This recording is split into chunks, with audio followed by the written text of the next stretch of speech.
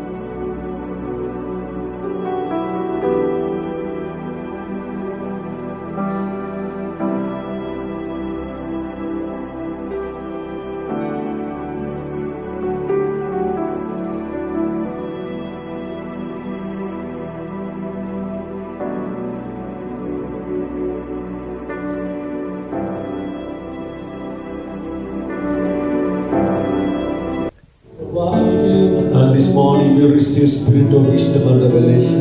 ఈ కాలంలో ప్రభా జ్ఞానము ప్రత్యక్షత గల ఆత్మను మేము పొందుకుంటున్నాము.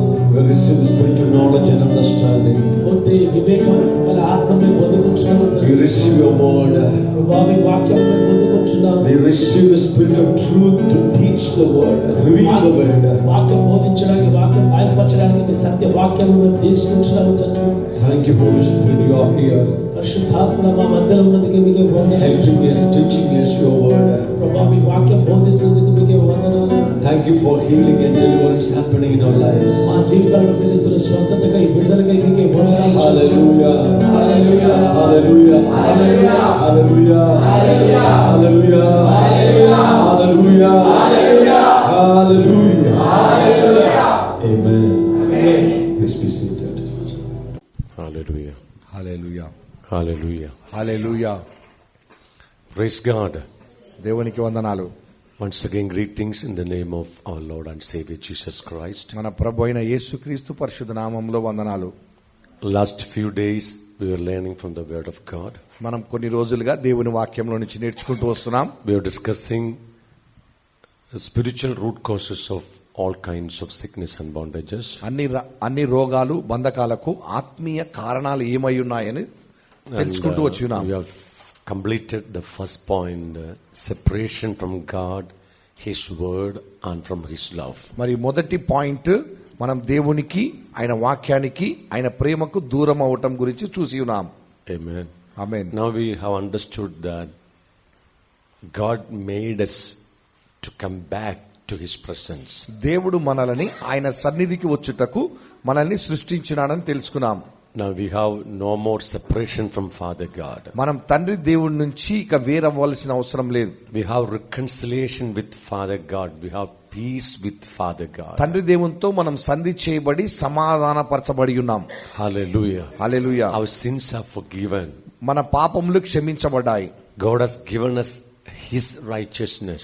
దేవుడు మనకు ఆయన నీతిని మనకిచ్చి ఉన్నాడు. And by His righteousness we are justified. ఆయన నీతిని బట్టి మనము నీతిమంతులుగా తీర్చబడ్డాం. Hallelujah. Hallelujah, Hallelujah. Hallelujah. And God has changed our old name from sinner to righteous. దేవుడు మన పాత పేరై ఉన్నటువంటి పాపి నుండి నీతిమంతుడు అని నూతన నామం ఇచ్చినారు. Now we are God's righteous people. మనం దేవుని యొక్క నీతి ప్రజలము. We are no more sinners. మనం ఇక పాపులము కాదు. Hallelujah. Hallelujah. And this conviction the Spirit of God gives our heart. ఈ యొక్క ఒప్పుకోలుని పరిశుద్ధాత్మ దేవుడు మన హృదయానికి ఇస్తున్నారు. Amen. Amen. And we are growing up in the revelation knowledge of God's righteousness. దేవుని యొక్క నీతి జ్ఞాన ప్రత్యక్షతలో మనం పెరుగుతూ ఉన్నాం. Amen. Amen. Now that righteousness of God becomes the breastplate of righteousness. ఆ యొక్క నీతి మనకి నీతి అనే మైమరువుగా మారుతూ ఉన్నది. Breastplate of righteousness helps you to stand against the tricks of Satan. నీతి అనే మైమరువు సాతాను యొక్క కుయుక్తులను ఎదుర్కొనుటకు ధైర్యం ఇస్తుంది. Satan always works through sin. ఇక సాతాను ఎప్పుడు పాపము ద్వారానే పనిచేస్తాడు. He makes particular situations which through we may fall into sin. మనం పాపములో పడిపోయే విధంగా పరిస్థితులను కలిగిస్తాడు. When we fall into sin, the sin directly affects our heart and conscience. ఈ యొక్క పాపములో పడినప్పుడు అది మన మనస్సాక్షికి మన యొక్క హృదయానికి సూటిగా పనిచేయటం మొదలవుతుంది. Then we have guilty conscience. అప్పుడు మనకి అపరాధ భావం ఉంటది. We lose the infilling of Holy Spirit. మనం పరిశుద్ధాత్మ చేత నింపబడం. ఇక Then we always carrying guilt in our heart. మన హృదయంలో ఆ యొక్క అపరాధ భావమును మోస్తూ ఉంటాం. If you have guilt in your heart, you cannot come boldly to the throne of grace. హృదయంలో అపరాధ భావం ఉన్నట్లయితే కృపా సింహాసనం యొద్దకు ధైర్యంగా రాలేము. You cannot come before the Father God. తండ్రి దేవుని ఎదుటికి రాలేము. And also you cannot stand against the tricks of Satan. సాతాను యొక్క కుయుక్తులను ఎదుర్కోలేము. Hallelujah. Hallelujah. That's why God has given us the breastplate of righteousness. అందుకొరకే దేవుడు మనకి నీతి అనే మైమరువుని ఇచ్చి ఉన్నారు. The conviction that you are no more a sinner. నువ్వు ఇక పాపాత్ముడవు కాదు అనేటటువంటి ఒప్పుకోలు. You are righteous. మీరు నీతిమంతులు. Then also we learned if we fall into sin, how to solve the problem of sin. మనం పాపములో కూడా పడినట్లయితే ఎలా దాన్ని పరిష్కరించుకోవాలో కూడా చూసినాం. The moment we fall into sin, మనం పాపంలో పడిన వెంటనే the Spirit of God convicts us of our sin. మన పాపమును గురించి దేవుని ఆత్మ మనల్ని ఒప్పింపజేశారు. And the Spirit of God guides us to the throne of grace. దేవుని ఆత్మ మనల్ని కృపా సింహాసనం యొద్దకు నడిపిస్తారు. And we confess our sin, repent about our sin. మన పాపమును గూర్చి మనం పశ్చాత్తాపడి మారు మనసు పొందుతాం. We ask God's mercies. మనం దేవుని కృపలను కనికరములను అడుగుతాం.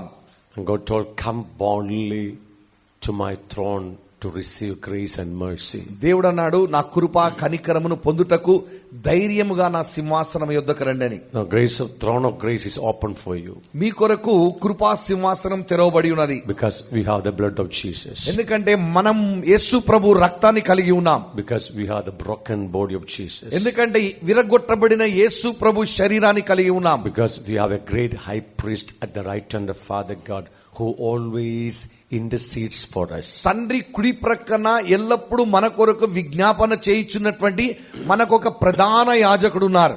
Hallelujah. Hallelujah. We have no more separation from the presence of Father God. తండ్రి దేవుని యొక్క సన్నిధి నుంచి ఇక మనం దూరం అవ్వాల్సిన పని లేదు. Amen. Amen. Hallelujah. Hallelujah.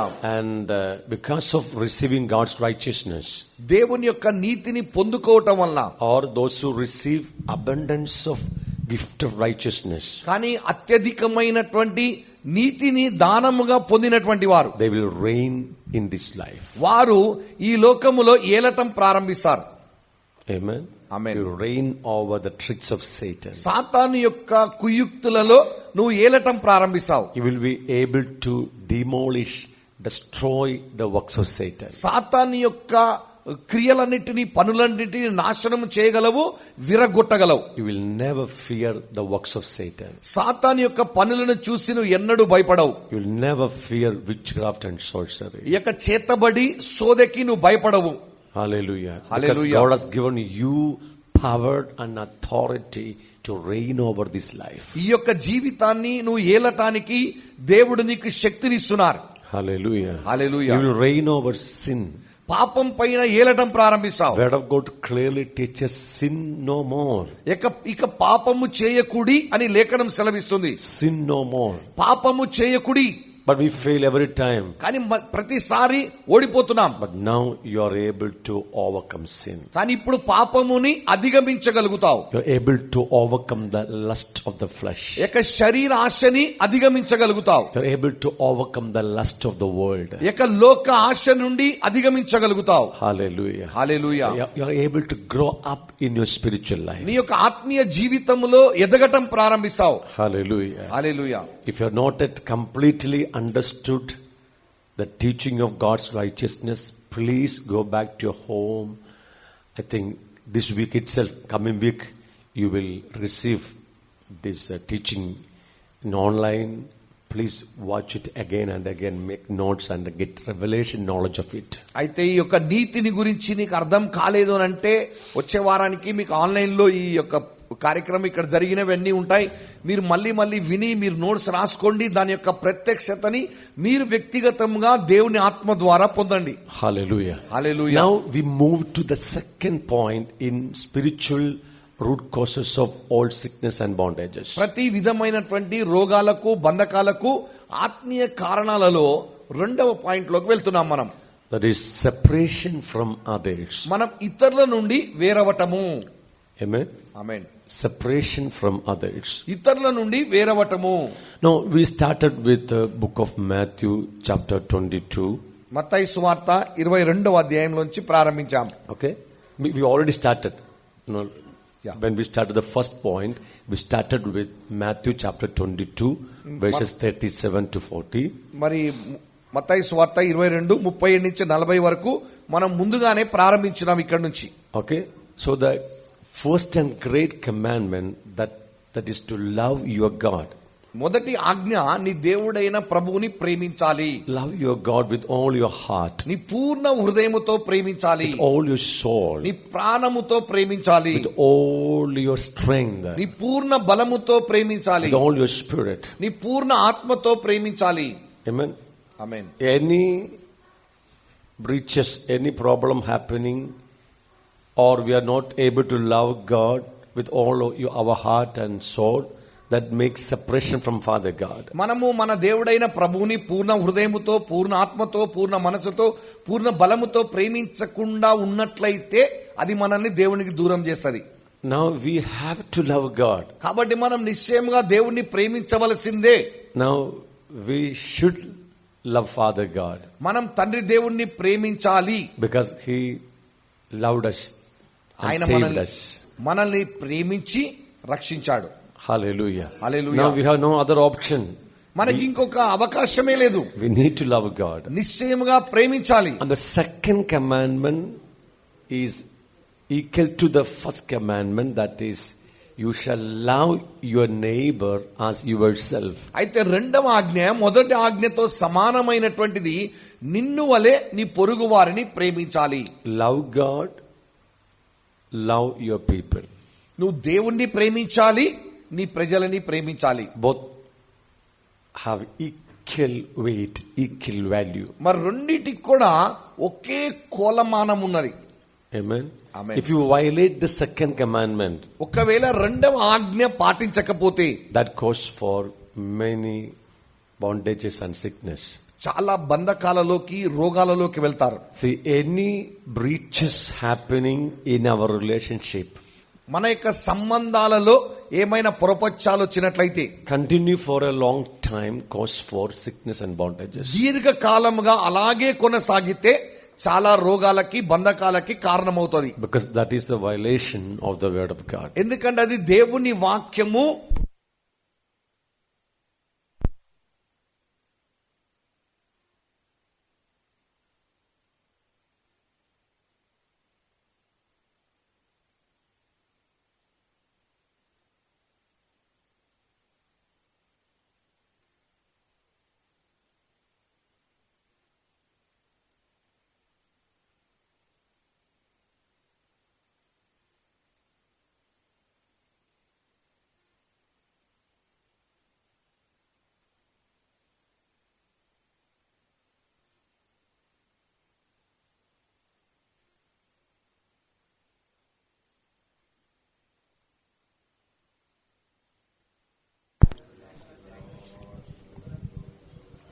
Hallelujah. Hallelujah. Any breaches happening in our relationship continue for a long time cause for sickness and bondages. మన బంధాలలో అనుబంధాలలో ఒకవేళ పొరపచ్చాలు వచ్చి అలాగే దీర్ఘకాలం కొనసాగినట్లయితే రోగాలకి బంధకాలకి కారణమవుతుంది. Okay, we read one scripture from book of Hebrews chapter 12 verses 14 and 15. హెబ్రీలకు రాసిన లేఖ 12వ అధ్యాయము 14-15 వచనాన్ని మనం చదువుకుందాం. Book of Hebrews chapter 12 verses 14 and 15. హెబ్రీలకు రాసిన లేఖ 12వ అధ్యాయము 14-15 వచనం. Pursue peace with all people and holiness, without which no one will see the Lord, looking carefully lest anyone fall short of the grace of God, lest any root of bitterness springing up cause trouble, and by this many become defiled. అందరితో సమాధానమును పరిశుద్ధతయు కలిగియుండుటకు ప్రయత్నించుడి. పరిశుద్ధత లేకుండా ఎవడును ప్రభువును చూడడు. మీలో ఎవడైనను దేవుని కృపను పొందకుండా తప్పిపోవునేమో అనియు చేదైన వేరు ఏదైనను మొలచి కలవరపరచుట వలన అనేకులు అపవిత్రులైపోవుదురేమో అనియు. Okay, that's enough. All are there? అందరా? Listen me carefully. Pursue peace with all people and holiness. అందరితో సమాధానమును పరిశుద్ధతను కలిగియుండుడి అని అంటున్నారు. Amen. Amen. Pursue peace with all people. మరి అందరితో సమాధానము కలిగి ఉండాలి. It talks about our relationship. అది మన సంబంధాల గురించి మాట్లాడుతుంది. Please understand that we are not alone in this world. ఈ భూలోకములో మనం ఒంటరిగా లేమని అర్థం చేసుకోవాలి. God created us to live together in relationship. మనము సంబంధాలలో కలిసి బ్రతకాలని దేవుడు మనల్ని సృష్టించారు. Amen. Amen. We have family relationship, మనకి కుటుంబ సంబంధం ఉన్నది. and when we come to the church we have a church community relationship, మనం సంఘానికి వస్తే సంఘ సభ్యులతో సంబంధం కలిగి ఉంటున్నాం. and you go to your office, people over there. మరి ఆఫీస్కి వెళ్తే అక్కడ కూడా సంబంధం కలిగి ఉంటున్నాం. Now, everywhere we are connected with people. మనం ఎక్కడికి వెళ్ళినా మనుషులతో సంబంధాలు కలిగి ఉంటున్నాం. Amen. Amen. Especially in the church, we come together not only worshiping and praising God, we come together to have fellowship with each other. అయితే ముఖ్యంగా సంఘములోనికి ఒకరితో ఒకరం ఆరాధన చేయటానికి కలిసి ఆరాధన చేయటానికి మాత్రమే కాదు కానీ ఒకరితో ఒకరం సహవాసం కలిగి ఉండటానికి వస్తున్నాం. God has given much importance in the Holy Bible for fellowship. దేవుడు సహవాసానికి పరిశుద్ధ గ్రంథంలో చాలా ప్రాముఖ్యతనిచ్చారు. Amen. Amen.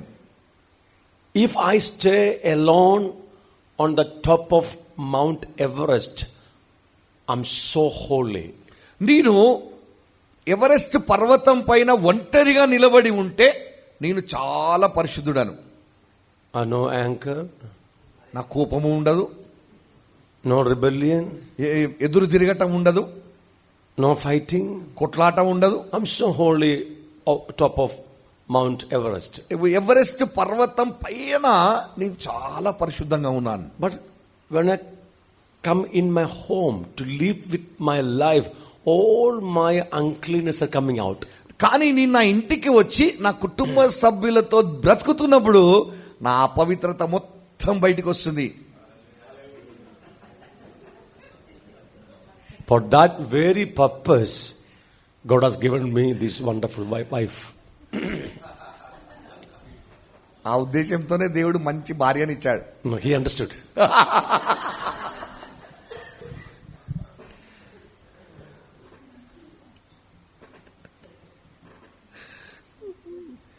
Are you getting my point? అర్థమవుతుందా? If I am alone, I'm okay, my dear. I'm okay. I have no problem. No uncleanness, no anger, no rebellion, no jealousy. నేను ఒంటరిగా ఉన్నప్పుడు నాలో ఎటువంటి అపవిత్రత లేదు, పరిశుద్ధంగా ఉన్నాను, కోపము లేదు, అసూయ లేదు, అపవిత్రత లేదు. But when I come to live with my people, all my negative emotions, my sin, my uncleanness are regularly manifesting, completely manifesting. కానీ ఎప్పుడైతే నేను నా సొంత వారితో నివసించుచున్నానో అప్పుడు నాలో ఉన్నటువంటి ఎదురు తిరిగే స్వభావము, వ్యతిరేకమైనటువంటి భావోద్రేకాలు, అన్ని కోపము, ఇవన్నీ కూడా ఎక్కువగా బయటకు వస్తున్నాయి. Then we fight each other. అప్పుడు ఒకరితో ఒకరం కొట్లాడతాం. Why we fight each other? ఎందుకు కొట్లాడతాం? Because of our uncleanness. మన అపవిత్రతను బట్టి. Actually, who is fighting each other? ఎవరు ఒకరితో ఒకరు కొట్లాడుతున్నారు? Our uncleanness, మన అపవిత్రతే, our sins, మన పాపాలు, not we. మనం కాదు. Correct? అవునా? You should know how to separate a person from his sin. ఒక వ్యక్తిని పాపము నుండి ఎలా వేరు చేయాలో నువ్వు తెలుసుకోవాలి. You should know how to separate a person from his uncleanness. అతని వారి అపవిత్రత నుండి ఆ వ్యక్తిని ఎలా వేరు చేయాలో నువ్వు తెలుసుకోవాలి. Normally what happens?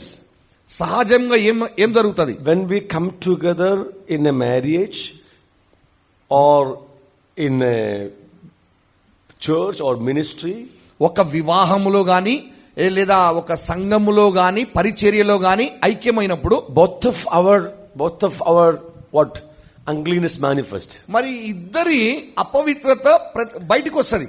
Why? ఎందుకని?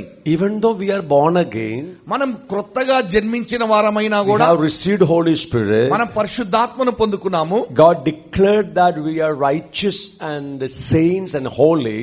దేవుడు మనల్ని నీతిమంతులుగాను మనం పరిశుద్ధులుగాను అని చెప్తున్నాడు. Our soul is filled with uncleanness. అయినా కూడా మన ప్రాణము అపవిత్రతతో నింపబడి ఉన్నది. Do you know how much uncleanness are within us? మనలో ఎంత అపవిత్రత ఉందో తెలుసా? Do you know how much uncleanness are within us? మనలో ఎంత అపవిత్రత ఉన్నదో మీకు తెలుసా? You are looking at me. నన్ను చూస్తున్నారు మీరు. Do you know how much sin remains in your life? నీ జీవితంలో ఎంత పాపం ఉన్నదో నీకు తెలుసా? No, you never understood how much uncleanness are in your heart. నీ హృదయములో ఎంత పాపం ఉన్నదనేది నీకు అర్థం కాలేదు. Our system is completely filled with uncleanness, different types of sin. మన యొక్క అవయవాలు మొత్తము కూడా వివిధ రకాల పాపాలతో అపవిత్రతతో నింపబడి ఉన్నది. Yes, we are perfect in Christ Jesus. మనం క్రీస్తులో పరిపూర్ణులమే. We are saints in Christ Jesus. క్రీస్తులో మనం పరిశుద్ధులమే. We are righteous in Christ Jesus. క్రీస్తు యేసులో మనం నీతిమంతులము. That is our position in Christ Jesus, given by God the Father. పరలోక తండ్రి చేత మనకి ఇవ్వబడినటువంటి అది గొప్ప భాగ్యమైనది క్రీస్తు యేసులో. Amen. Amen. But check our heart. కానీ మన హృదయాన్ని పరిశీలించుకోవాలి. It's like a graveyard. అది ఒక సమాధి లాగుంది. That much uncleanness are there. అంత అపవిత్రత ఉన్నది. The moment we open the mouth, the smells comes out from మనం the graveyard. నోరు తెరిచిన వెంటనే సమాధి తెరిసి ఎట్లా వాసన వస్తుందో అట్లా వాసన వస్తుంటది. We speak in the church, we speak in the marriage, we speak in the bedroom, the smell of the graveyard comes out. ఇక వివాహంలో గాని సంఘములో గాని లేదా పడక గదిలో మాట్లాడినప్పుడు సమాధిలో నుంచి వచ్చిన కుళ్ళిన వాసన అదే వాసన వస్తుంది. Because our heart is full of graveyard. ఎందుకంటే మన హృదయం అంతా సమాధి వలె ఉన్నది. Now God wants to sanctify us completely. దేవుడు ఇప్పుడు మనల్ని పూర్తిగా శుద్ధీకరించాలని ఉన్నారు. Hallelujah. Hallelujah. God wants to sanctify our whole spirit, soul and body completely. మన పూర్ణ ఆత్మను ప్రాణమును శరీరమును పూర్ణముగా శుద్ధీకరించాలని ఉన్నారు. And God has different agencies, mediums to sanctify us completely. మనల్ని పూర్తిగా శుద్ధీకరించుటకు దేవుడు వివిధ రకాల పద్ధతులను సాధనములను వాడుతున్నాడు. Amen. Amen. God has different programs, different agencies, different mediums to sanctify us completely. మనల్ని పూర్తిగా శుద్ధీకరించుటకు దేవుడు వివిధ రకాల పద్ధతులను, సాధనాలను, క్రియలను వాడుతున్నాడు. Amen. Amen. He gives his word to sanctify us completely. మనల్ని పూర్తిగా శుద్ధీకరించుటకు ఆయన తన వాక్యంని ఇస్తున్నాడు. Why we need the word of God? మనకెందుకు దేవుని వాక్యం అవసరం? For our sanctification. మనం శుద్ధీకరింపబడుటకు. Hallelujah. Hallelujah. So you have to receive the word for your sanctification. నీ యొక్క శుద్ధీకరణ కొరకై నువ్వు దేవుని వాక్యాన్ని స్వీకరించాలి. Now Holy Spirit. పరిశుద్ధాత్మ. Why God gives his Holy Spirit? దేవుడు ఎందుకని పరిశుద్ధాత్మని ఇస్తున్నారు? To sanctify our lives. మన జీవితాలని శుద్ధీకరించుటకు. Don't simply think that he gives us Holy Spirit for ministering other people. ఇతరులకి సేవ చేయటానికి దేవుడు పరిశుద్ధాత్మని ఇస్తున్నాడని నువ్వు అనుకోవద్దు. Yeah, that is there. అది జరుగుతది. But the very important thing of giving the Holy Spirit to sanctify us. కానీ చాలా ప్రాముఖ్యముగా దేవుడు పరిశుద్ధాత్మను మనల్ని శుద్ధీకరించుటకు ఇస్తున్నారు. To renew our life. మన జీవితాన్ని నూతనీకరించుటకు. To transform our lives. మన జీవితాన్ని రూపాంతరపరచుటకు. God has given us Holy Spirit. దేవుడు పరిశుద్ధాత్మని ఇస్తున్నారు. So by giving his word and spirit, he sanctifies us. ఆయన వాక్యమునిచ్చి పరిశుద్ధాత్మనిచ్చి మనల్ని శుద్ధీకరిస్తున్నారు. Then another agency, another method of sanctification is chastisement. ఇంకొక విధానం ఏంటిది అని అంటే ఆయన శిక్ష ద్వారా, క్రమశిక్షణ ద్వారా. Okay, God never punishes. Punishment is judgment. అయితే శిక్ష అనేది అది ఒక తీర్పు. Correct. But here chastisement, discipline. ఇక్కడ క్రమశిక్షణ ద్వారా,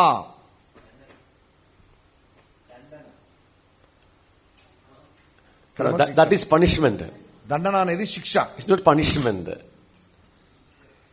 This is discipline. ఇది మనకి క్రమశిక్షణ.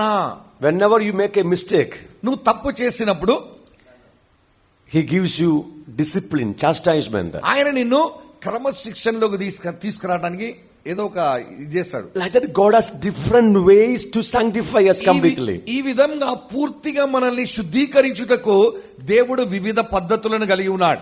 There are different ways for God to sanctify. దేవుడు మనల్ని శుద్ధీకరించుటకు ఎన్నో మార్గాలు ఉన్నాయి. But many times you can miss the word of God. కానీ చాలా సార్లు దేవుని వాక్యాన్ని తప్పిపోతాం. You don't understand the word, వాక్యం అర్థం కాదు, or you don't accept the word. లేదా వాక్యమును అంగీకరించాం. So you reject his sanctification. కాబట్టి ఆయన శుద్ధీకరణను తృణీకరిస్తాం. And many times you reject the Holy Spirit also. కొన్నిసార్లు పరిశుద్ధాత్మను కూడా తృణీకరిస్తాం.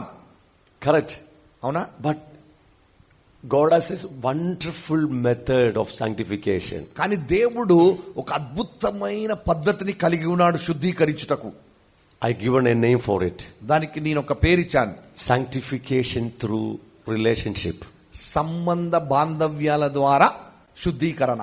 Sanctification through relationship. సంబంధాల ద్వారా శుద్ధీకరింపబడటం. Correct? అవునా? Sanctification through relationship. సంబంధాల ద్వారా శుద్ధీకరింపబడుట.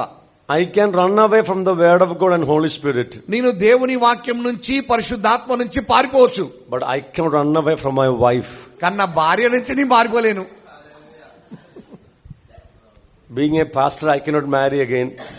నేను ఒక పాస్టర్ కాబట్టి మళ్ళీ పెళ్లి చేసుకోలేను. Otherwise, I would have to marry 25 times. లేకపోతే నేను 25 సార్లు పెళ్లి చేసుకోవాలి. She made that much problem in my life. ఆమె నా జీవితంలో అన్ని సమస్యలు తీసుకొచ్చింది. Then I used to fight against her. నేను ఆమెతో కొట్లాడుతూ ఉండేవాడిని. But I never thought that her uncleanness is manifesting to bring out my uncleanness. ఆమె అపవిత్రత ఎందుకు కనపరచబడుతుంది అని అంటే నాలో ఉన్న అపవిత్రత బయటికి తీసుకురావడానికి నాకు అర్థం కాలేదు. Never miss this point. ఈ విషయం అస్సలు తప్పిపోవద్దు, మీరు మర్చిపోవద్దు. See, I am a very nice man. నేను చాలా మంచివాణ్ణి. Yes, my wife. Very nice man. అవును నా భార్య, నేను మంచివాణ్ణి.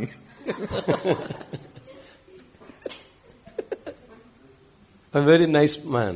నేను మంచివాణ్ణి. Hold an example, okay? ఉదాహరణకి I never get angry to anyone. నాకు ఎవరి మీద కోపం రాదు. I'm a very quiet person. నెమ్మదిగా ఉండేవాడిని. I thought that I'm already become holy. నేను పరిశుద్ధునైపోయాను అనుకున్నాను. No anger, కోపం లేదు, no rebellion, ఎదురు తిరిగే స్వభావం లేదు, no jealousy. ఇక అసూయ లేదు. I thought that I become a saint. నేను పరిశుద్ధునైపోయాను అనుకున్నాను. So I thought I cannot live on this earth. నేను ఇక ఈ భూలోకంలో బ్రతకను అనుకున్నాను. I thought, God, let me come to your home because I'm so holy. నేను పరిశుద్ధుని కాబట్టి నన్ను ఇంటికి తీసుకెళ్ళండి, మీ ఇంటికి తీసుకెళ్ళండి ప్రభువా. Then I married this girl. నేను ఈ అమ్మాయిని పెళ్లి చేసుకున్నాను. No, when you look her, she's very quiet and calm. మీరు ఆమెను చూస్తే చాలా నెమ్మదిగా కనబడుతుంది. నాకు కూడా పెళ్ళైంది, అందుకే చెప్తున్నా. But that is not the real fact. అది నిజమైనది కాదు. అది I'm so holy. నేను చాలా పరిశుద్ధుని. No anger, కోపమే లేదు, no resentment, no bitterness, nothing. I'm so holy. చేదు గాని అసూయ గాని ఇవేవి లేవు, So చాలా I పరిశుద్ధుని. thought that if God comes today, I will go with my body to heaven. నేను అనుకున్నాను దేవుడు ఈ రోజు వస్తే నా శరీరంతో పరలోకానికి వెళ్ళిపోతానని. But when she came to my life, కానీ ఆమె నా జీవితంలోకి వచ్చినప్పుడు she used to get angry with me. ఆమెకు నా మీద కోపం వచ్చేది.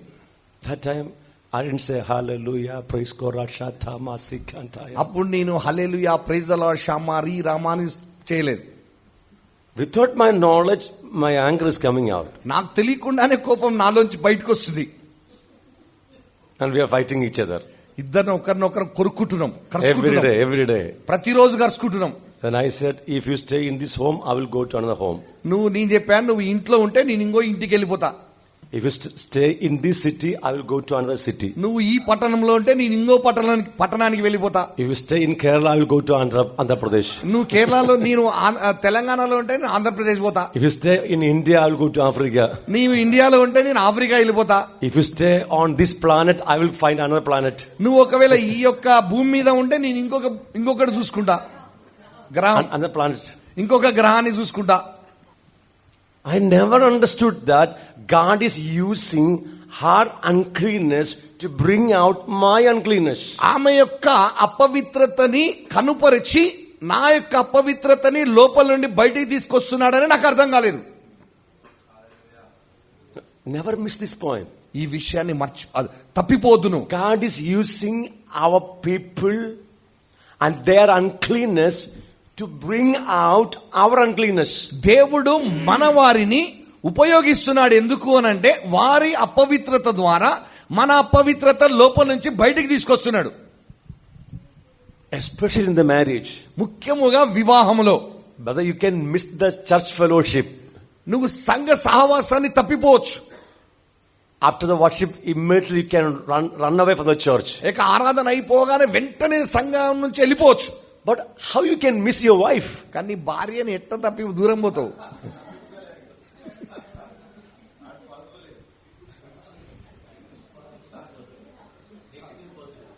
It is impossible. అది అసాధ్యం. It is impossible. అసాధ్యం అది. No, you know what's happened in the church of God? ఇక దేవుని యొక్క సంఘంలో ఏమవుతుందో తెలుసా? No, in my church, we have a small church in Trivandrum. మా త్రివేంద్రంలో మాకు ఒక చిన్న సంఘం ఉంది. And where we gather every day.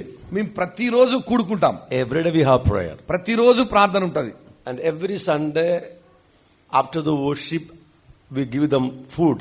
ఇక ప్రతి ఆరాధన అయిపోయిన తర్వాత ఆదివారం నాడు వాళ్ళకి భోజనం పెడతాం. You know why we are doing all these things? ఇవన్నీ ఎందుకు చేస్తున్నామో తెలుసా? People should come together. అంటే ఆ ప్రజలందరూ దగ్గరికి రావాలని. And they have to be in the fellowship. వారు ఆ సహవాసంలో ఉండాలని. You know what is the purpose? ఉద్దేశం ఏంటో తెలుసా? I wanted to see how their uncleanness are coming out. వారి యొక్క అపవిత్రత ఎట్లంతా బయటకు వస్తుందో చూడాలని. I'm spending good money to give them food. నేను వారికి మంచి భోజనం ఇవ్వడానికి డబ్బులు ఖర్చు పెడుతున్నాను. Otherwise, immediately after the worship they'll run away. అయితే లేనట్లయితే ఆరాధన అయిపోగానే వెంటనే వెళ్ళిపోతారు. But if they stay together, కానీ వారు ఐక్యముగా ఉంటే, talk together, ఒకరితో ఒకరు మాట్లాడితే what will happen? ఏం జరుగుతుంది? Surely their uncleanness will manifest. నిశ్చయముగా వారి యొక్క అపవిత్రత బయటకు వచ్చేస్తుంది. You know, when God told Solomon to build the temple of Jerusalem, యెరూషలేములో మందిరాన్ని కట్టమని దేవుడు సొలొమోనుతో చెప్పినప్పుడు, God strictly commanded to the Solomon, సొలొమోనుకి దేవుడు సూటిగా కఠినంగా చెప్పాడు. when people construct the building, the wall of the building, ఆ యొక్క మందిరం యొక్క గోడ ప్రజలు కట్టినప్పుడు no sound in the building. Building లోపల ఏ శబ్దం They ఉండదు. cannot use any tools to work on that stone when the stone come to the wall. ఆ రాయి గోడ మీద పెట్టడానికి తెచ్చినప్పుడు ఏ విధమైన సుత్తెతో కొట్టి శబ్దం చేయొద్దు అన్నాడు. I don't want to hear sound in the house, the temple. నా మందిరములో ఎటువంటి శబ్దాలు నేను వినొద్దు అన్నాడు. It's a strange commandment. ఇది ఒక ఆశ్చర్యకరమైనటువంటి ఆజ్ఞ. So you have to finish the work of the stone where you are cutting the stone. నువ్వు ఎక్కడైతే ఆ రాయిని కోస్తున్నావో లేదా పగలగొడుతున్నావో అక్కడే దానికి చేయవలసిన ఆకారాన్ని చేసి తీసుకురావాలి. When stone comes in the building, ఎప్పుడైతే బిల్డింగ్ లోకి ఆ రాయి తీసుకురాబడుతుందో, no more work on the stone. ఆ రాయి మీద ఇక పని చేయొద్దు. No sound in my house. నా గృహములో, నా మందిరములో ఎటువంటి శబ్దం ఉండొద్దు. That was the commandment God given to Solomon. దేవుడు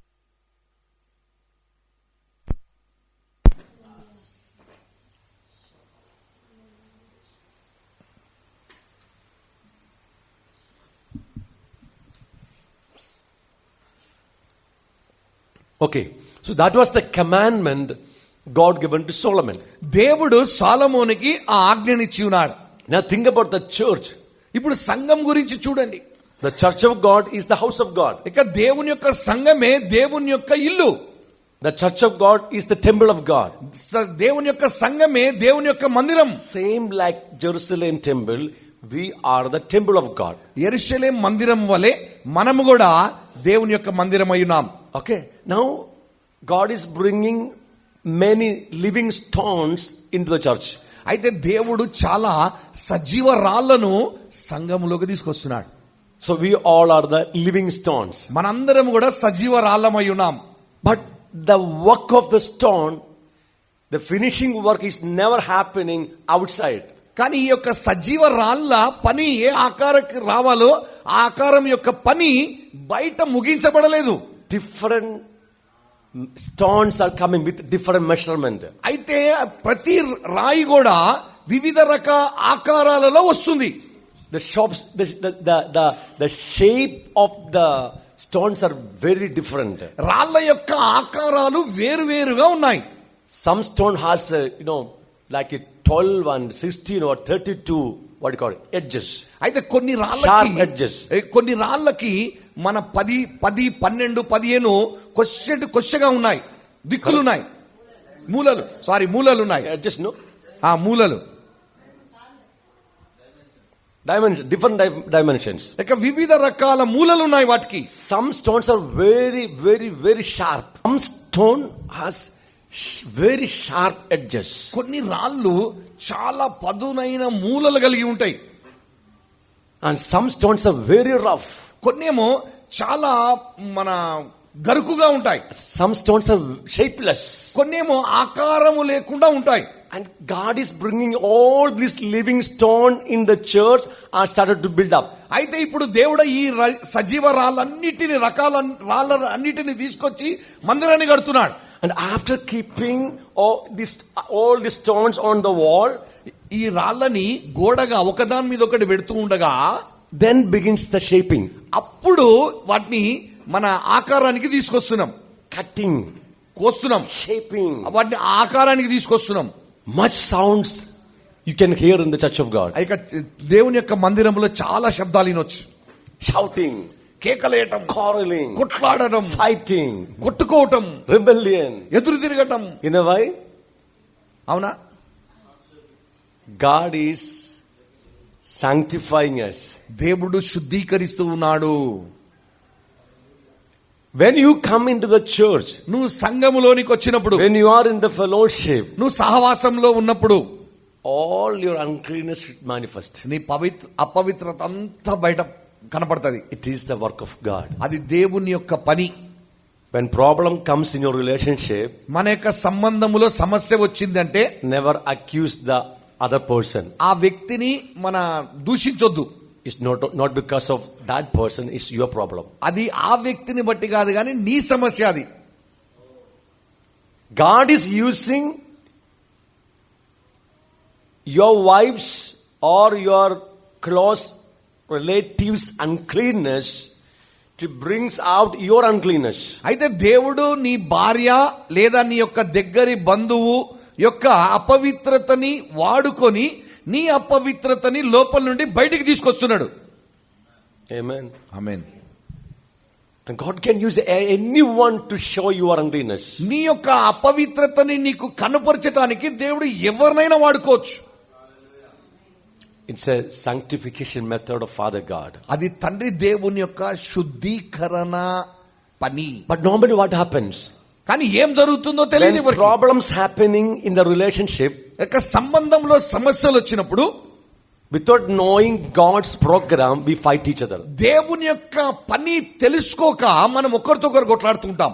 And we say, we cannot live together. మనం చెప్తాం మనం కలిసి జీవించలేం. I tell my wife, okay, we go for divorce. నేను చెప్తాను నా భార్యతో మనం విడాకులకు వెళ్దాం. I tell the pastor, I will find out another church. ఇక పాస్టర్ తో చెప్తాను ఇంకొక సంఘానికి వెళ్ళిపోతా. I cannot continue in this church. నేను ఈ సంఘంలో ఉండలేనిగా. Actually, I'm not understanding. This is my problem.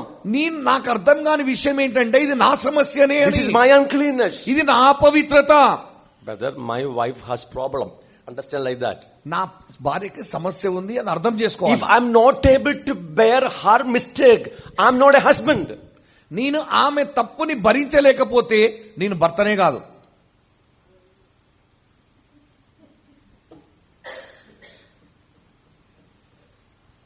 If I'm not able to bear her problem, I have lot of internal problem than her. నేను ఆమె యొక్క సమస్యని భరించలేకపోతే నా లోపలే ఇంకా ఎక్కువ సమస్య ఉందని అర్థం. If I'm not able to bear the uncleanness of my wife, that means I have more problem than her. నేను నా భార్య యొక్క అపవిత్రతని భరించి ఓర్చుకోలేకపోతున్నాను అని అంటే ఆమె కంటే ఎక్కువ అపవిత్రత నాలో సమస్య ఉన్నది అని అర్థం. Come on. If you are not able to bear your pastor, that's your problem. నీ పాస్టర్ నిన్ను ఓర్చుకోలేకపోతున్నావు అంటే సమస్య నీది. Amen. Amen. I think you are getting my point. నేను చెప్పేది అర్థమవుతుంది అనుకుంటున్నాను. So when we come together, come in a relationship, మనం సంబంధములో దగ్గరికి వచ్చినప్పుడు there will be problems. సమస్యలు వస్తాయి. There will be divisions and disunity. ఇక విభజించబడటం ఐక్యత లేకపోవటం అనేది ఉంటది. There will be fightings. కొట్లాటలు ఉంటాయి. Why? ఎందుకని? Who is fighting here? ఇక్కడ ఎవరు కొట్లాడుతున్నారు? Our uncleanness fighting each మన other. అపవిత్రతయే ఒకరితో ఒకటి కొట్టుకుంటున్నాయి. Our sins are fighting each other. మన పాపములు ఒకటితో ఒకటి కొట్టుకుంటున్నాయి. My anger and your anger fighting each other. నా కోపము మీ కోపము ఒకటితో ఒకటి కొట్టుకుంటున్నాయి. We are not fighting each other. మనం ఒకరితో ఒకరం కొట్టుకోవటం లేదు. My sin and your sin fighting each other. నా పాపము మీ పాపము ఒకదాంతో ఒకటి కొట్టుకుంటున్నాయి. Hallelujah. Hallelujah. God is using our close people are using their uncleanness to bring out our uncleanness. దేవుడు మన దగ్గర వారి యొక్క అపవిత్రతని ఎందుకు వాడుకుంటుండంటే మనలో ఉన్న అపవిత్రతని బయటికి తీసుకొచ్చుటకు. When our uncleanness manifest and started to fight each other, ఎప్పుడైతే మన యొక్క అపవిత్రత కూడా బయట కనపరచబడి ఒకదాంతో ఒకటి కొట్టుకుంటుటాయో, instead of fighting each other, ఒకరితో ఒకరు కొట్టుకోవడానికి బదులుగా verse 14 says, pursue peace with all. 14వ వచనం చెప్తుంది ఒకరితో ఒకరు సమాధానం కలిగి ఉండుడి. And go for sanctification. పరిశుద్ధతకి వెళ్ళండి. Instead of when our uncleanness are coming out, ఎప్పుడైతే మన అపవిత్రతలు బయటికి వస్తున్నాయో, instead of fighting each other, ఒకరితో ఒకరం కొట్టుకోవడానికి బదులుగా pursue peace with all. అందరితో సమాధానము కలిగి ఉండాలి. And go for sanctification. శుద్ధీకరణకి వెళ్ళాలి. My wife's anger manifested against me. నా భార్య యొక్క కోపం నా మీదకి వచ్చింది. I thought that I don't have any anger. నేను అనుకున్నా నాలో ఎటువంటి కోపం లేదు అని. I thought that I am very holy. నేను చాలా పరిశుద్ధుణ్ణి అనుకున్నాను. But when her anger came into my heart, ఎప్పుడైతే ఆమె యొక్క కోపం నా హృదయంలోనికి వచ్చిందో, the anger which was hidden in the deep part of my soul, నా యొక్క ప్రాణం అంతరంగములో దాగి ఉన్నటువంటి కోపము, my anger came out. ఇప్పుడు బయటకు వచ్చింది. Now instead of fighting with my wife, నేను నా భార్యతో కొట్లాడటానికి బదులుగా I have to say her like this.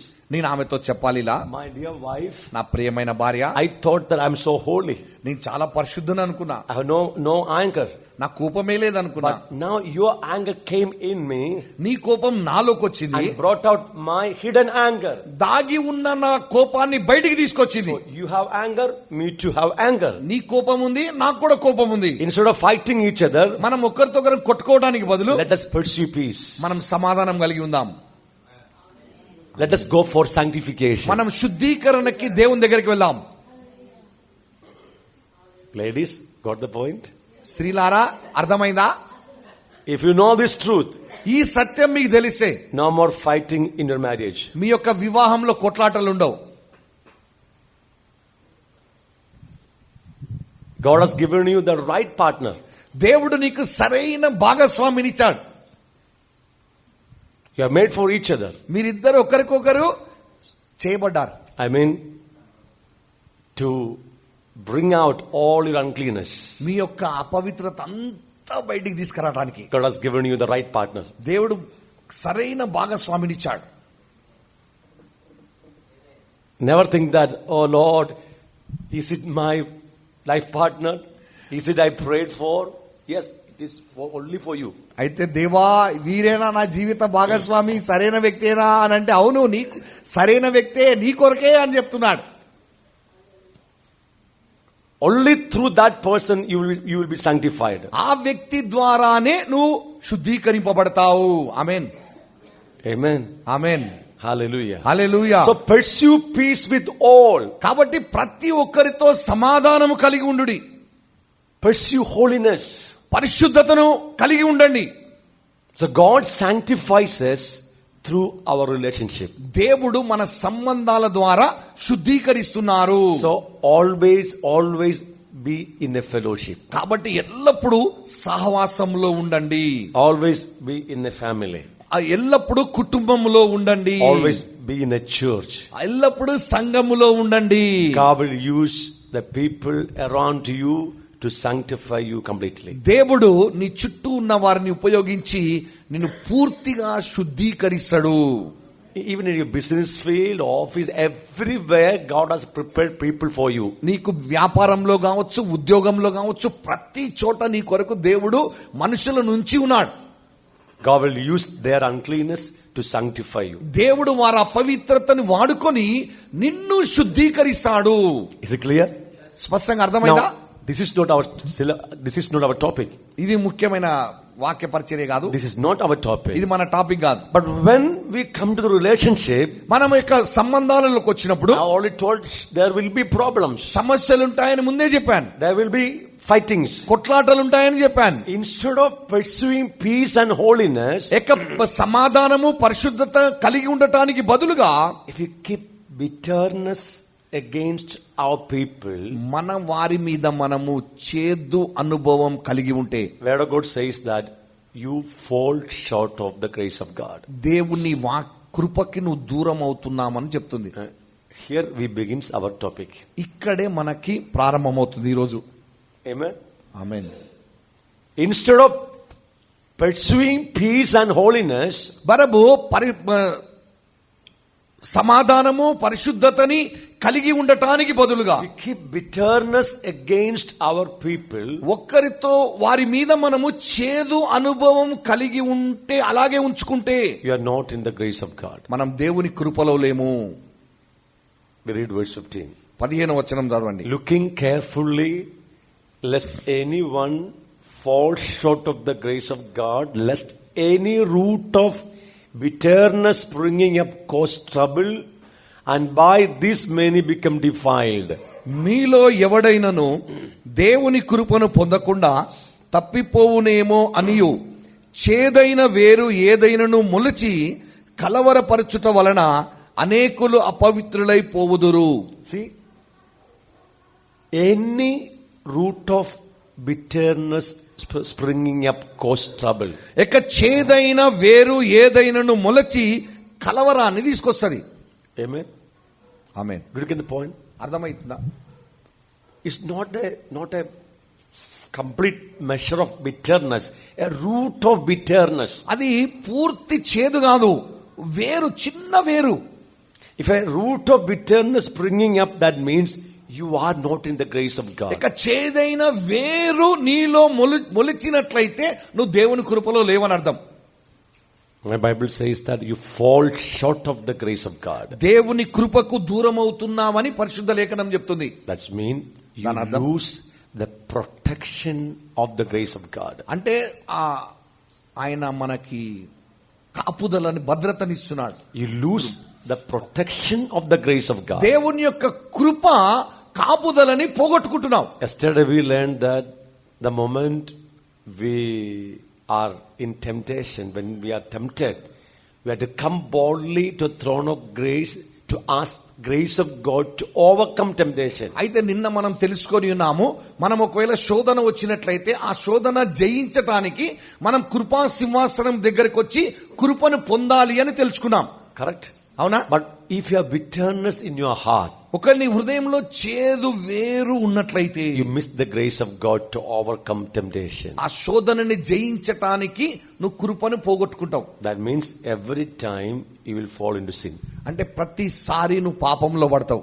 You may wonder why repeatedly you are falling to sin. నువ్వు మళ్ళీ మళ్ళీ ఎందుకు పాపంలో పడిపోతున్నానని నువ్వు చింతిస్తుండొచ్చు. Because bitterness is inside of you. ఎందుకంటే నీలో చేదు ఉన్నది.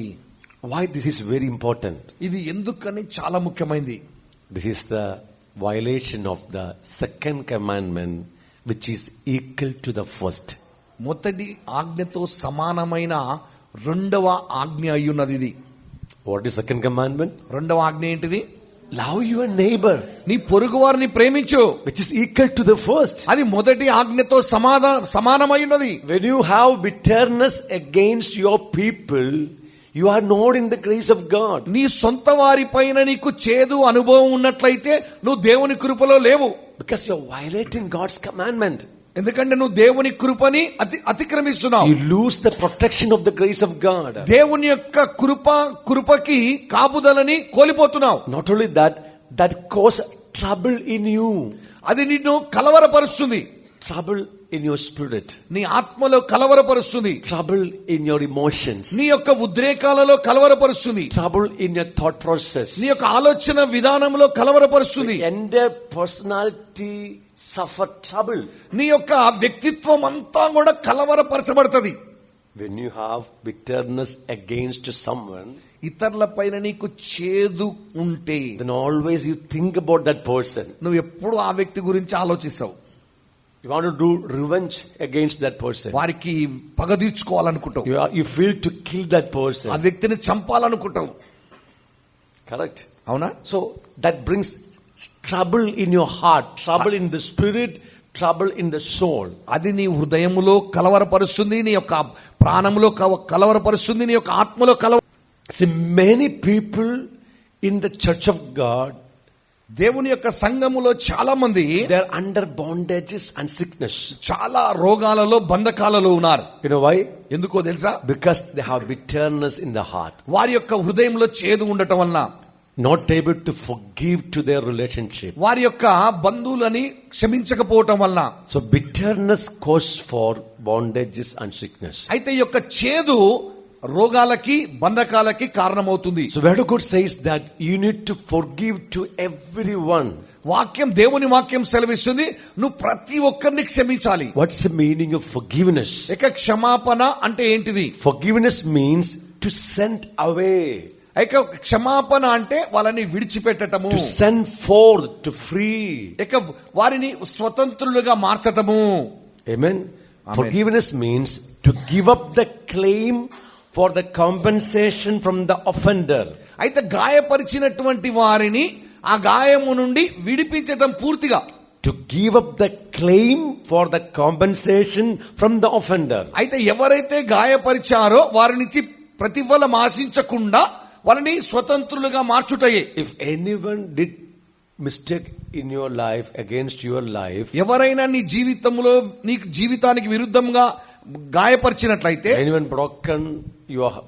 breaks your heart, అది నీ హృదయం విరగొట్టబడ్డది, if you have pain in your heart, నీ హృదయంలో బాధ ఉన్నట్లయితే you need healing.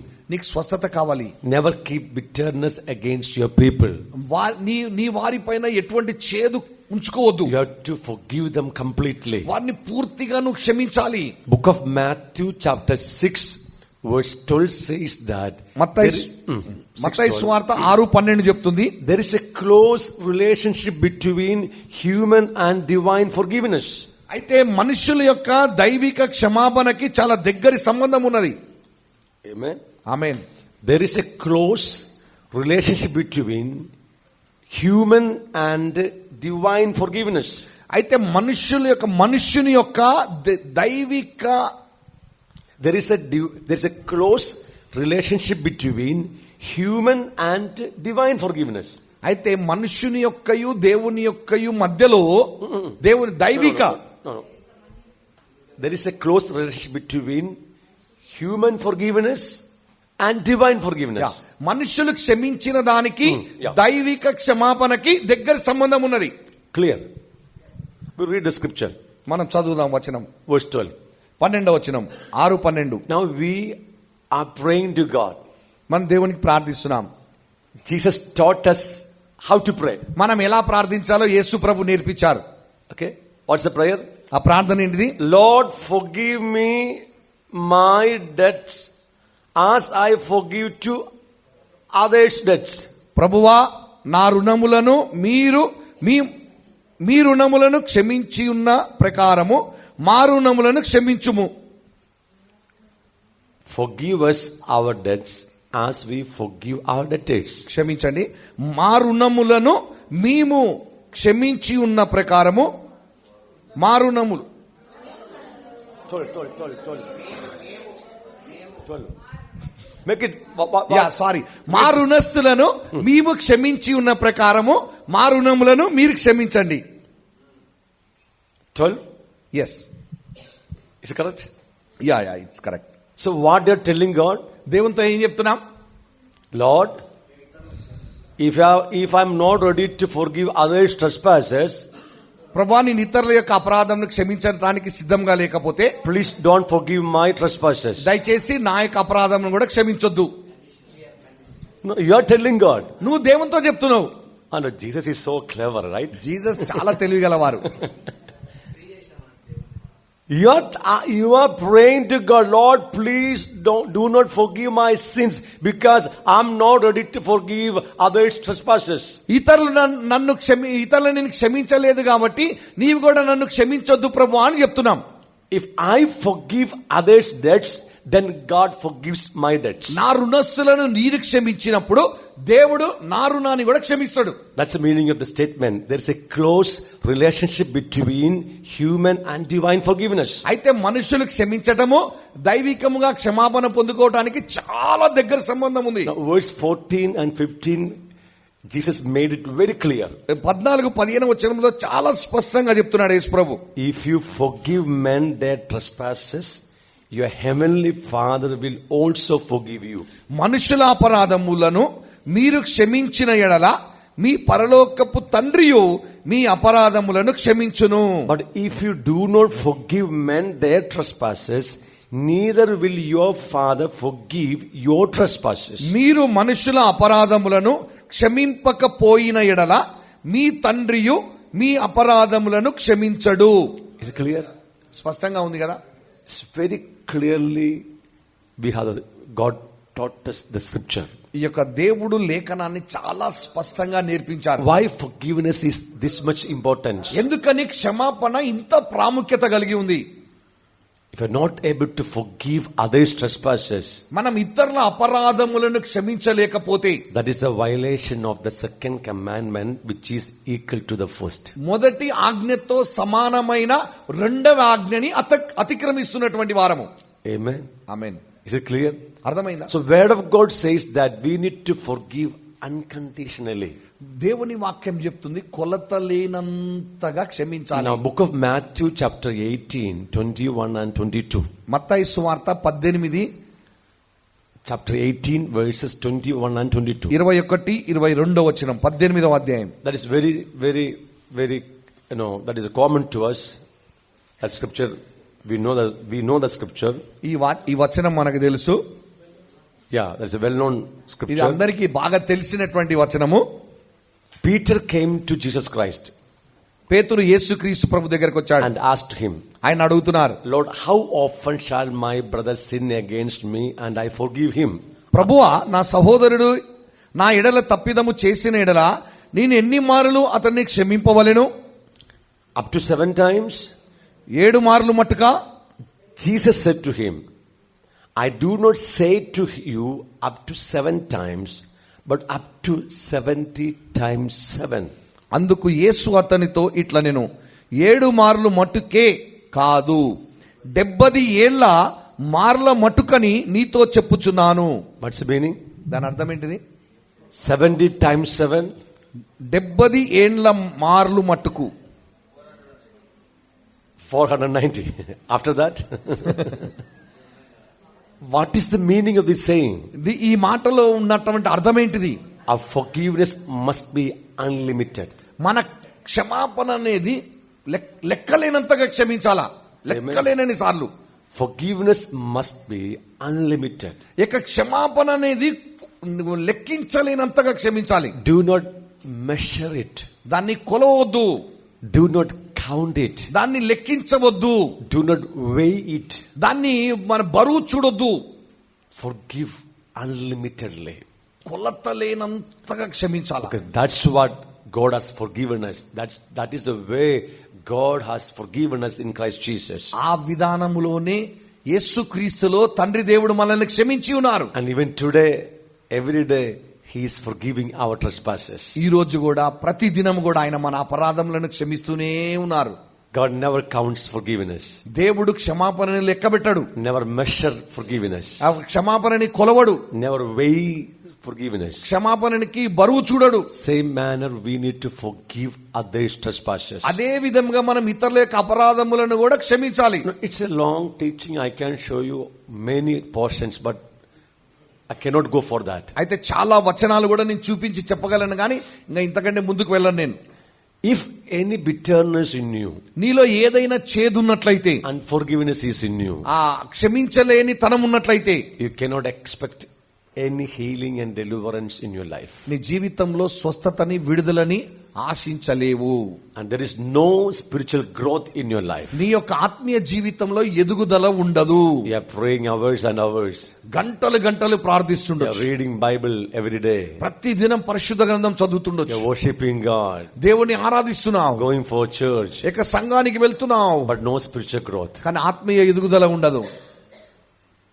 If bitterness in you, చేదు ఉన్నట్లయితే, unforgiveness is in you, క్షమించకుండా ఉన్నట్లయితే, no healing, స్వస్థత లేదు, no deliverance, విడుదల లేదు, no spiritual growth. ఆత్మీయ ఎదుగుదల లేదు, You cannot experience Holy Spirit. పరిశుద్ధాత్మను కూడా అనుభవించలేవు, You cannot bear the fruit of the Spirit. పరిశుద్ధాత్మ ఫలం ఫలించలేవు. Hallelujah. Hallelujah. Same time you will operate the gifts of Holy Spirit. కానీ అదే సమయంలో పరిశుద్ధాత్మ వరములు పనిచేస్తాయి. You can preach very well. మంచిగా ప్రసంగించవచ్చు, You can give prophecies. ప్రవచనాలు ఇస్తుండొచ్చు, You can heal the sick. రోగులను బాగు చేయొచ్చు, Gift is operating, కానీ వరం పనిచేస్తుంది, but no fruit inside. కానీ లోపల ఫలం లేదు. No infilling of Holy Spirit. పరిశుద్ధాత్మ చేత నింపుదల లేదు, No experiencing God's life. దేవుని యొక్క జీవము అనుభవం లేదు. And in your life, no healing and deliverance. నీ జీవితంలో అయితే స్వస్థత విడుదల ఉండదు. You can pray and heal someone else, నువ్వు ప్రార్థించి ఇతరులను స్వస్థపరచొచ్చు, but in your life, no healing, no deliverance. కానీ నీ జీవితంలో అయితే స్వస్థత విడుదల ఉండదు. You know why? ఎందుకో తెలుసా? Bitterness, చేదు, unforgiveness క్షమించకపోవటం is the violation of the second commandment, which is equal to the first. మొదటి ఆజ్ఞతో సమానమైన రెండవ ఆజ్ఞని అతిక్రమిస్తున్నందువలన. Now, 1 Corinthians chapter 11. మొదటి కొరింథీయులు 11వ అధ్యాయం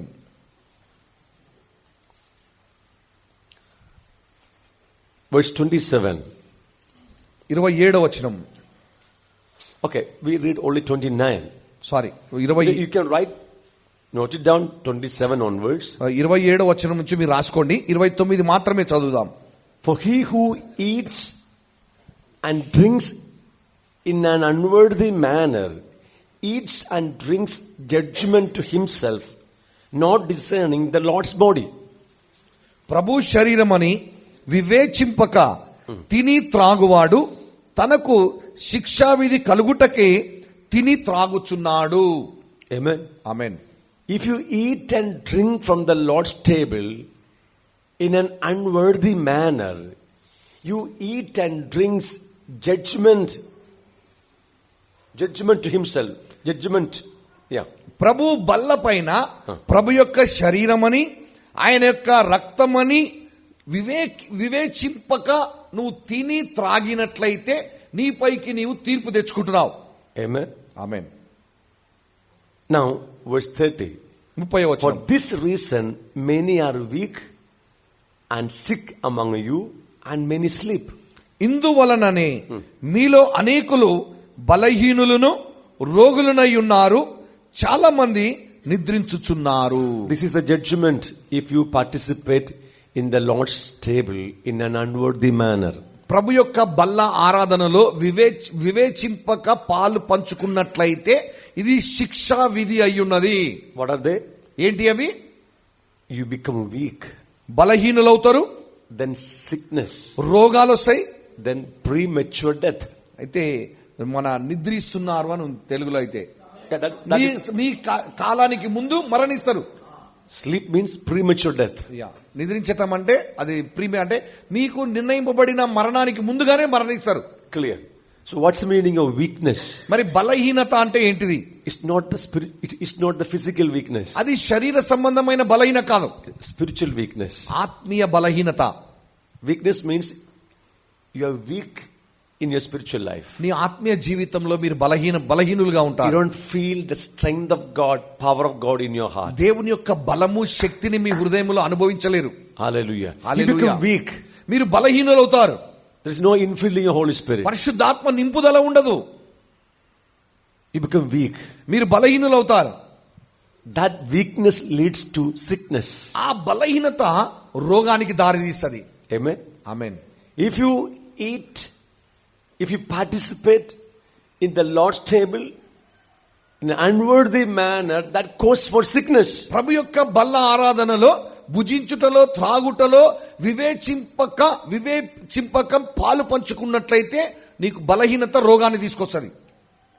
Many people in the church of God, they suffer sickness because of the problem they're making in the Lord's table. ప్రభు యొక్క బల్లారాధనలో చాలా మంది దేవుని యొక్క సంఘంలో తప్పు చేయటం వలన అనారోగ్యం పాలవుతున్నారు.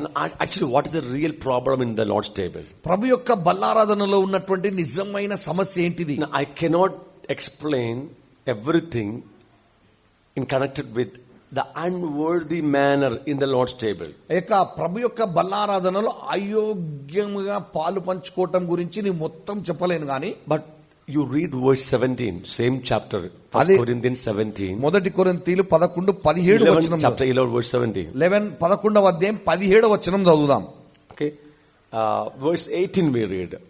You can start read from verse 17, but now you read only 18. 17వ వచనం నుంచి మీరు రాసుకోండి, కానీ 18వ వచనం చదువుదాం. Okay, read 17. Now in giving these instructions, I do not praise you, since you come together not for the better, but for the worse. మీకు ఈ ఆజ్ఞను ఇచ్చుచు మిమ్మును మెచ్చుకొనను, మీరు కూడి వచ్చుట ఎక్కువ కీడుకే గాని ఎక్కువ మేలుకు కాదు. What's the meaning? Come together. కూడి వస్తున్నారు, Come together as a church. సంఘముగా కూడి వస్తున్నారు. When you come together as a church, not for the better, but for the worse. మీరు సంఘముగా కూడి వచ్చి మేలు కొరకు కాదు గాని కీడు కొరకే కూడుకుంటున్నారు. See, why you are coming together as a church? మీరు సంఘంగా ఎందుకు కూడుకుంటున్నారు? For blessings. ఆశీర్వాదం కోసం. But here what happened? కానీ ఇక్కడ ఏం జరుగుతుంది? Not better things happening, but worse things are happening. మేలు జరుగుటలేదు కానీ కీడే జరుగుచున్నది. Clear?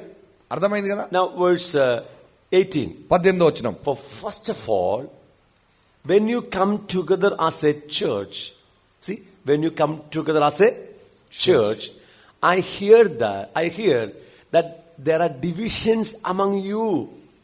మొదటి సంగతి ఏమనగా మీరు సంఘమందు కూడి ఉన్నప్పుడు మీలో కక్షలు కలవని వినుచున్నాను. Amen.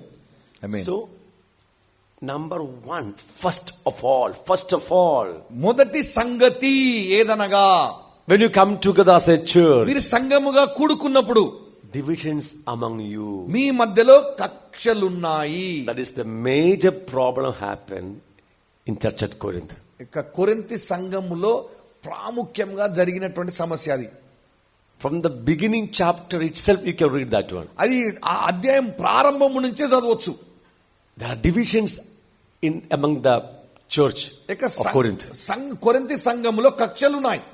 With divisions, disunity, they are coming for the Lord's table. వాళ్ళు కక్షలతో ఐక్యత లేకుండా ప్రభు బలారాధనలోకి వస్తున్నారు. One say we are the group of Paul. ఒకరు అంటున్నారు మీ పౌలు గుంపు వారము. Some other says we are the group of Peter. పేతురు యొక్క గుంపుకు చెందిన వారము. Another group says we are the group of Apollos. Apollo యొక్క గుంపుకు చెందిన వారం మేము. Other people says we are in the group of Jesus Christ. కొంతమంది అంటున్నారు మీ యేసుక్రీస్తు గుంపుకు చెందిన వారమని. Now where is the body of Christ? ఇక్కడ క్రీస్తు శరీరం ఏది? You divided the body of Christ into different groups. ఇక క్రీస్తు యొక్క శరీరాన్ని వివిధ గుంపులుగా విభజించాం. With this division, unforgiveness, bitterness and in disunity, you come to the Lord's table. ఇలా విభజించి కక్షలతోనూ ఐక్యత లేకుండా చేదుతోనూ ఇక ప్రభు ఆరాధనలోకి వచ్చి పాల్గొంటున్నాం. Then what's happening? ఏం జరుగుతుంది? You are eating and drinking judgment. నీవు మనం భుజిస్తున్నావు త్రాగుతున్నావు ఏంటిదంటే శిక్షా విధిని. That's why many becomes weak. చాలా మంది అందుకొరకే బలహీనులు అవుతున్నారు. Have you heard in the church people are praying like this? మరి సంఘంలో ప్రజలు ఇలా ప్రార్థించడం విన్నారా? Lord, I am so weak. ప్రభువా నేను చాలా బలహీనముగా ఉన్నాను. Who told you that you are weak? నువ్వు బలహీనంగా ఉన్నానని ఎవరు చెప్పారు నీకు? Any scripture in the Bible? పరిశుద్ధ గ్రంథంలో ఎక్కడనుందా? No. లేదు. Let the weak say I am strong. బలహీనులు నేను బలవంతునని చెప్పాలి.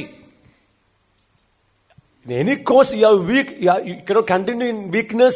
You have to come out of your weakness and you declare that you are strong. నువ్వు బలహీనంగా ఉంటే నీ బలహీనతలో కొనసాగకూడదు కానీ అందులోంచి బయటకు వచ్చి నువ్వు బలంగా ఉన్నావని ప్రకటించాలి. Some people every time when they open their mouth in prayer they say, Lord, I am weak. వాళ్ళు కొంతమంది ఎప్పుడు ప్రార్థనకు నోరు తెరిచినప్పుడల్లా ప్రభువా నేను బలహీనుణ్ణి అంటారు. Who say you are weak? నువ్వు బలహీనంగా ఉన్నావని ఎవరు చెప్పారు? Sin is in you. నీలో పాపం ఉంది. Why you become weak? నువ్వు ఎందుకు బలహీనపడ్డావు? Sin is in you, my dear. నా ప్రియమైన వారలారా పాపం నీలో ఉంది. Sin weakens your spiritual life. ఇక పాపము నీ ఆత్మీయ జీవితాన్ని బలహీనపరుస్తుంది. Hallelujah. Hallelujah. Hallelujah. Hallelujah. Sin always weakens your spiritual life. పాపము ఎల్లవేళలా నీ యొక్క ఆత్మీయ జీవితాన్ని బలహీనపరుస్తుంది. Sin always make empty vacuum in your soul, in your heart. నీ యొక్క ప్రాణములోను హృదయములోను పాపం ఎల్లప్పుడూ ఖాళీ పరుస్తుంది. Especially disunity, divisions, ఐక్యత ఉండదు, కక్షలు ఉంటాయి, చేదు ఉంటది, unforgiveness. ఆ యొక్క క్షమాపణ ఉండదు. With this mind, with this life, you are coming to the Lord's table, you are eating and drinking judgment. ఈ మనస్సుతో నువ్వు ఈ హృదయముతో నీ జీవితంతో నువ్వు బల్ల ఆరాధనలోకి వస్తున్నావు అంటే నువ్వు శిక్షా విధిని భుజించి త్రాగుతున్నావు. Now Galatians 5:17 to 19. గలతీలు 5వ అధ్యాయం 17 నుంచి 19వ వచనం. We'll go up to 21. 21 వరకు వెళ్దాం. 15 నుంచి But we are not reading all the scriptures. మనం అన్ని వచనాలు చదవటం లేదు. But you can note it down, chapter 5, 17 to 21. 5వ అధ్యాయం 15 నుంచి 21 వరకు It talks about the works of the flesh. మరి శరీర కార్యాలను గురించి మాట్లాడుతుంది. Verse 19 we read, now the works of the flesh are evident, which are adultery, fornication, uncleanness, lewdness, idolatry, sorcery. That much you read. ఇక 15వ వచనం 19వ వచనం నుంచి చదువుదాం. శరీర కార్యములు స్పష్టమైనవి, అవేవనగా జారత్వము, అపవిత్రత, కాముకత్వము, విగ్రహారాధన, అభిచారము. Okay, that you know, right? అది మీకు తెలుసు. We don't do that kind of sin. మా అటువంటి పాపం మనం చేయము. No adultery, no fornication, no uncleanness, no lewdness, no idolatry, no sorcery. అయితే జారత్వం లేదు, అపవిత్రత లేదు, కాముకత్వం లేదు, విగ్రహారాధన లేదు, అభిచారం లేదు. We are God's people. దేవుని ప్రజల్లో. Correct? అవునా? Now read. ఇప్పుడు చదువుదాం. Hatred. ద్వేషములు. Come on. Hatred. ద్వేషములు. Contentions. కలహములు. Jealousies. మత్సరము. Outbursts of wrath. క్రోధములు. Selfish ambitions. ఇక కక్షలు. Dissensions. భేదములు. Factions. విమతములు. Envy. అసూయలు. How many are there? ఎన్ని ఉన్నాయి? It's all happening against our relationship. 9 Against ఉన్నాయి. our people. మన యొక్క సంబంధంలో ఇవన్నీ జరుగుతున్నాయి. మన వారికి విరోధంగా. Bible says, if you hate your brother, you are a murderer. పరిశుద్ధ లేఖనం చెప్తుంది, నువ్వు సహోదరుణ్ణి ద్వేషించినట్లయితే నువ్వు హంతకుడు అని చెప్తుంది. I will show the scripture later. వాక్యాన్ని నేను తర్వాత చూపిస్తాను. Hatred, contentions, jealousies, outbursts of wrath, selfish ambitions, dissensions, factions, envy. 9 things. ద్వేషములు, కలహములు, మత్సరములు, క్రోధములు, కక్షలు, భేదములు, విమతములు, అసూయలు, మత్తతలు. 9 ఉన్నాయి. అల్లరితో కూడిన ఆటపాటలు. Which one? Okay. What is it? Orgies, right? అల్లరితో కూడిన ఆటపాటలు. Okay. Now, I warn you, as I did before, that those who live like this will not inherit the kingdom of God. Last. వీటిని గూర్చి నేను మునుపు చెప్పిన ప్రకారము ఇట్టి వాటిని చేయువారు దేవుని రాజ్యమును స్వతంత్రించుకొనరని మీతో స్పష్టముగా చెప్పుచున్నాను. Is it clear teaching? ఇది స్పష్టంగా అర్థమవుతుంది. If you practice such thing, you cannot inherit the kingdom of God. ఇటువంటి వాటిని మీరు అనుసరించి నడిచినట్లయితే మీరు దేవుని రాజ్యమును స్వతంత్రించుకొనలేరు. All these points talks about the uncleanness happening in our heart against our people. అయితే మన ప్రజలకి లేదా మన వారికి విరోధముగా మన హృదయములో లోపల ఉన్నటువంటి అపవిత్రత గురించి మాట్లాడుతుంది ఇది. If you do such things, if you live in these things, you will not inherit the kingdom of God. ఇటువంటివి చేస్తూ జీవిస్తున్నట్లయితే నువ్వు దేవుని రాజ్యంని స్వతంత్రించుకొనలేవు. Why you have no fear when you hear such kind of word? ఇటువంటి మాట విన్నప్పుడు నీలో ఎందుకు భయం లేదు? Now, I only taught you about righteousness. మరి నేనే మీకు నీతిని గురించి చెప్పాను. You are righteous. మీరు నీతిమంతులు. You are saint. మీరు పరిశుద్ధులు. You are perfected in Jesus. క్రీస్తులో మీరు పరిపూర్ణులు. But never forget this scripture. కానీ ఈ వచనాన్ని మర్చిపోవద్దు. You need sanctification in all this area. ఈ వీటన్నిటిలో విభాగాలలో నీకు శుద్ధీకరణ అవసరమైనది. God is there to sanctify you completely. దేవుడు నిన్ను పరిశుద్ధీకరించుటకు పూర్ణముగా ఆయన ఉన్నాడు. You have to go for sanctification. నువ్వు శుద్ధీకరణ కోసం ఆయన దగ్గరికి వెళ్ళాలి. Pursue peace with all and holiness. ఇక అందరితో నీవు సమాధానము పరిశుద్ధతని కలిగి ఉండు. Without holiness, no one will see God. పరిశుద్ధత లేకుండా ఏ ఒక్కరు దేవుణ్ణి చూడలేరు. The previous scripture, Hebrews 12:14, clearly mentioned what? Without holiness, no one will see God. హెబ్రీలు 12:14 వచనం చెప్తుంది, పరిశుద్ధత లేకుండా ఏ ఒక్కరు దేవుణ్ణి చూడలేరు. So God wants to sanctify us completely. దేవుడు మనల్ని పూర్తిగా శుద్ధీకరించాలని ఉన్నారు. That's why He kept us in relationship. అందుకొరకు ఆయన మనల్ని సంబంధాలలో ఉంచాడు. So when our uncleanness manifests, ఎప్పుడైతే మన అపవిత్రత బయట కనపడుతుందో, instead of fighting each other, ఒకరితో ఒకరం కొట్టుకోవడానికి బదులుగా let us pursue peace and sanctification. అయితే వారితో మనం సమాధానం కలిగి పరిశుద్ధత శుద్ధీకరింపబడుటకు వెళ్దాం. Now we move to book of James, యాకోబు గ్రంథంలోనికి వెళ్దాం. chapter 4, verse 11 4:11 and 12. 12వ వచనం. Okay, book of James, chapter 4, verses 11 and 12. యాకోబు 4వ అధ్యాయము Brothers, do not slander one another. Anyone who speaks against his brother or judges him speak against the law and judges it. 11వ వచనం. సహోదరులారా, ఒకనికి విరోధముగా ఒకడు మాట్లాడకుడి. తన సహోదరునికి విరోధముగా మాటలాడి తన సహోదరునికి తీర్పు తీర్చువాడు ధర్మశాస్త్రమునకు వ్యతిరేకముగా మాటలాడి ధర్మశాస్త్రమునకు తీర్పు తీర్చుచున్నాడు. Amen. Two important points you have to notice. ఇక్కడ 2 ప్రాముఖ్యమైన విషయాలు గమనించాలి. Do not slander one another. ఒకరికి విరోధముగా ఒకడు మాట్లాడకుడి. Do not speak evil of another. ఇతరులను గురించి చెడుగా మాట్లాడొద్దు. విరోధంగా. It talks about relationship. ఇక్కడ సంబంధాల గురించి మాట్లాడుతున్నారు. God is not permitting me to speak a wrong word against my brethren. నా సహోదరులకి విరుద్ధముగా నేను విరోధముగా చెడు మాట్లాడకుండా దేవుడు చెప్తున్నాడు, మాట్లాడకూడదని. Correct? And అవునా? secondly, do not judge your brother. ఇంకోటి ఏమంటున్నాడంటే, నీ సహోదరునికి తీర్పు తీర్చొద్దు. 2 things. 2, Do not slander one another. ఒకరిని ఒకడు విరోధముగా మాట్లాడొద్దు. And second one, రెండవది, do not judge your brother. అలాగే నీ సహోదరునికి తీర్పు తీర్చొద్దు. Very strong commandment. ఇది చాలా బలమైన ఆజ్ఞ. Okay, I will explain this later. Now we move to verse 12. 12వ వచనంలో కదా, మీ తర్వాత వివరిస్తాను. There is one lawgiver who is able to save and to destroy. Who are you to judge another? ఒక్కడే ధర్మశాస్త్రమును నియమించి న్యాయము విధించుచున్నవాడు.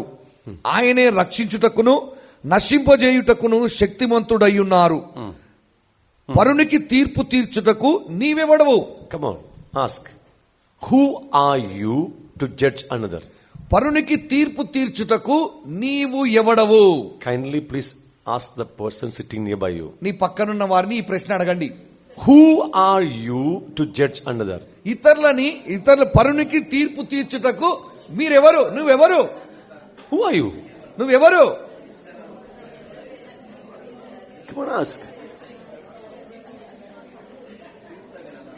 The moment we open the mouth, we judge everyone. మనం నోరు తెరిచామంటే ప్రతి ఒక్కరికి తీర్పు తీరుస్తాం. Correct? అవునా? Especially in church gathering. ముఖ్యముగా సంఘ సమావేశంలో, In any prayer meetings. ఏ ప్రార్థన కూడికలోనైనా After a wonderful prayer meeting, immediately we start judging others. మంచి ప్రార్థన ఆరాధన అయిపోయిన వెంటనే తీర్పు తీర్చడం మొదలు పెడతాం. Who are you to judge another? ఈ ఒక్కరిని తీర్పు తీర్చుటకు నీవు ఎవడవు? Why? This is very important. ఇది చాలా ఎందుకు ప్రాముఖ్యమైంది. When you judge someone, నువ్వు ఇతరులకు తీర్పు తీరుస్తున్నావంటే you are telling God, నువ్వు దేవునితో చెప్తున్నావు, God, you just come out of your throne. దేవా నువ్వు సింహాసనం దిగిరా, Let me sit on your throne. నేను నీ సింహాసనం మీద కూర్చుంటా. Only God has the authority to judge someone. దేవునికి మాత్రమే తీర్పు తీర్చుటకు అధికారం కలిగి ఉన్నాడు. Is completely in his authority to judge someone. ఆయన మాత్రమే సర్వాధికారం కలిగి ఉన్నాడు తీర్పు And తీర్చుటకు. all the judgment God the Father given to Jesus Christ. ఆ సర్వ అధికారమును యేసు క్రీస్తు ప్రభుకి ఇచ్చినాడు తండ్రి. You cannot judge anyone. నువ్వు ఎవ్వరికి తీర్పు తీర్చడానికి లేదు. If you do not know something, keep quiet. నీకు ఏదైనా తెలియకపోతే మౌనంగా ఉండాలా. Don't simply speak. దానికి ఏదో ఉట్టిగా మాట్లాడొద్దు. You are bringing judgment upon you. నీపైకి నీవు తీర్పు తెచ్చుకుంటున్నావు. Secondly, రెండవది, do not slander one another. ఒక్కరికి విరోధంగా ఒక్కరు మాట్లాడొద్దు. Why? This is very serious. ఎందుకు ఇది చాలా కఠినమైనది. This is the ministry of Satan today. ఇది సాతాను యొక్క పని. ఇది సాతాను యొక్క పని. ఇప్పుడు His name is called accuser. వాడు ఇతరులని విరోధంగా మాట్లాడేటటువంటి వారు. Accusing God's people before God's throne. దేవుని సింహాసనం ఎదుట దేవుని ప్రజలకు విరోధముగా మాట్లాడుతూ ఉన్నాడు వాడు. విరోధంగా. Correct? అవునా? Accusing, slandering, speaking evil, that is the ministry of Satan. అది సాతాను యొక్క పని. ఏంటిది అని అంటే దేవుని సింహాసనం ఎదుట దేవుని ప్రజలకు విరోధముగా మాట్లాడుచు వారిని నిందిస్తూ అవమానం మాటలు మాట్లాడుతున్నాడు. Every time he goes to God and accusing about you and me. నీ గురించి నా గురించి విరోధముగా ఆయన నిందిస్తూ ఉన్నాడు. The same ministry you are doing in the church. నువ్వు సంఘంలో కూడా అదే సేవ చేస్తున్నావు. That means you are becoming an agent of Satan. అంటే దాని అర్థం ఏంటిదంటే నువ్వు సాతాను యొక్క పనివాడివి. Agent. పనివాడివి, సాధనం. If you slander one another, you speak evil against someone, you blame and accuse someone, you are becoming an agent of Satan. ఒకరికి విరోధంగా ఒక్కరు మాట్లాడుట వలన, ఒకరికి ఒక తీర్పు తీర్చుట వలన సాతాను యొక్క సాధనముగా లేదా పనివాడిగా ఉంటున్నావు. You know why many people are under bondages? ఎందుకు చాలా మంది బంధకాలలో ఉంటున్నారు? You know why many servants of God are in bondages? చాలా మంది సేవకులు ఎందుకని బంధకాలలో ఉంటున్నారు? Why there is no blessings in their family? వారి కుటుంబంలో ఎందుకు ఆశీర్వాదాలు లేవు? Why many believers are in bondages? ఎందుకని విశ్వాసులు చాలా మంది బంధకాల్లో ఉన్నారు? In their home, in their dining table, they are judging many other servants of God, many pastors and many believers. వారి యొక్క గృహంలోను వారి యొక్క బల్ల భోజన బల్ల మీదను ఎంతో మంది సేవకులను, ఎంతో మంది సేవకురాళ్లను, చాలా మందిని తీర్పు తీరుస్తూ విరోధముగా మాట్లాడుతూ ఉన్నారు. They blame other people, they accuse other people. వాళ్ళ ఇతరులని దూషిస్తూ విరోధముగా మాట్లాడుతూ ఉన్నారు. I took one decision in my home. మా ఇంట్లో నేను ఒక నిర్ణయం We తీసుకున్నా. never discuss, never criticize, never accuse, never judge anyone in our home. మా ఇంట్లో మేము ఏ ఒక్కరికి విరోధంగా గాని, దూషించటంగా గాని, నిందించటంగా గాని చెయ్యం. We don't speak about anyone at home. ఇంట్లో ఏ ఒక్కరి గురించి మాట్లాడం. Why should I judge others, my dear? నేను ఇతరులకు ఎందుకు తీర్పు తీర్చాలి ప్రియమైన వారలారా? Are you getting something? నేను చెప్పేది అర్థమవుతుందా? Why many are in bondage? ఎందుకని చాలా మంది బంధకంలో ఉన్నారు? If you have no control over your tongue, pray to God. He will give you the power over your tongue. నీ ఒకవేళ నీ నాలుకని మన కట్టిపడేయలేకపోతున్నామంటే దేవుణ్ణి శక్తిని అడుగు ఇవ్వమని కట్టిపడేయుటకు. God has given the power, authority on your tongue. దేవుడు నీ నాలుక పైన అధికారాన్ని, శక్తినిచ్చాడు. Life and death are in the authority of your tongue. నీ యొక్క నాలుక అధికారములో జీవమును మరణమును ఉన్నాయి. Especially I'm telling you ladies, ముఖ్యంగా స్త్రీలారా, pray and make a sip on your mouth. అదే ప్రార్థించి మీ నోటికి టేప్ వేసుకోండి. జిప్ వేసుకోవాలా? జిప్ వేసుకోవాలా? You will be blessed. అప్పుడు మీరు దీవించబడతారు. Your generation will be blessed. మీ తరాలు దీవించబడతాయి. Now, I'm telling you very openly. నేను బహిరంగంగా చెప్తున్నాను. I know some ladies when they open the mouth, they don't know what they're talking. కొంతమంది స్త్రీలు నోరు తెరిస్తే వాళ్ళు ఏం మాట్లాడుతున్నారో కూడా వాళ్ళకే తెలియదు. Not only ladies, gents also same. ఆడోళ్ళు మాత్రమే కాదు, మగోళ్ళు కూడా అంతే. But ladies speak more. కానీ ఆడోళ్ళు ఎక్కువ మాట్లాడతారు. A gent, a man, or one day they speak maximum 7,000 verses. ఎక్కువ పురుషుడు లేదా మగోళ్ళు 7,000 మాటలు మాట్లాడతారు ఒక రోజులో. But ladies speaks around 20,000 words. కానీ ఆడోళ్ళు 25. ఆడోళ్ళు 20 నుంచి 20,000 మాటలు మాట్లాడతారంట. That means 25,000. There are chances for more sin can come out of your mouth. మీ నోట్లో నుంచి పాపం ఎక్కువగా వస్తుంది, ఆ అవకాశం ఉంది. There are chances, correct? Yeah, there are many scriptures on that. See, I cannot go in detail. Okay, so it is very important. Now, finally, in James chapter 5 verse 9. యాకోబు 5:9 Do not grumble against one another, brethren, lest you be condemned. Behold, the judge is standing at the door. సహోదరులారా, మీరు తీర్పు పొందకుండు నిమిత్తము ఒకని మీదనొకడు సనుగకుడి. ఇదిగో న్యాయాధిపతి వాకిట నిలిచి ఉన్నాడు. Can you see that? చూడండి. Have you ever read the scripture? మీరు ఎప్పుడైనా ఈ వచనం చదివారా? Do not grumble against one another. ఒకని మీద ఒకడు సనుగకుడి. Do not grumble against one another. ఒకని ఎడల ఒకడు సనుగకుడి. If you do so, you will be judged. ఒకవేళ నువ్వు అలా చేస్తే నీకు తీర్పు విధించబడుతుంది. The judge is standing at door. న్యాయాధిపతి ద్వారము దగ్గర వాకిట నిలబడి ఉన్నాడు. When you speak inside your room against someone, నువ్వు నీ గదిలో ఇతరులకు విరోధంగా మాట్లాడితే, when you slander, సనిగితే, when you judge, తీర్పు విధిస్తే, when you grumble against someone, ఇతరులకు విరోధంగా సనిగితే, the judge is at your door. న్యాయాధిపతి నీ వాకిట నిలబడి ఉన్నాడు. Judge is standing at the door. న్యాయాధిపతి నీ వాకిట నిలబడి ఉన్నాడు. I don't know how you understand all these scriptures. ఈ వచనాలు మీకు ఎంతవరకు అర్థమవుతున్నాయో నాకు తెలియదు. It's all come to the violation of the second commandment, which is equal to the first. ఈ అన్ని కూడా మొదటి ఆజ్ఞతో సమానమై ఉన్నటువంటి రెండవ ఆజ్ఞని అతిక్రమిస్తున్నవి. That's why you are not in the grace of God. అందుకొరక నువ్వు దేవుని కృపలో లేవు. You are weak.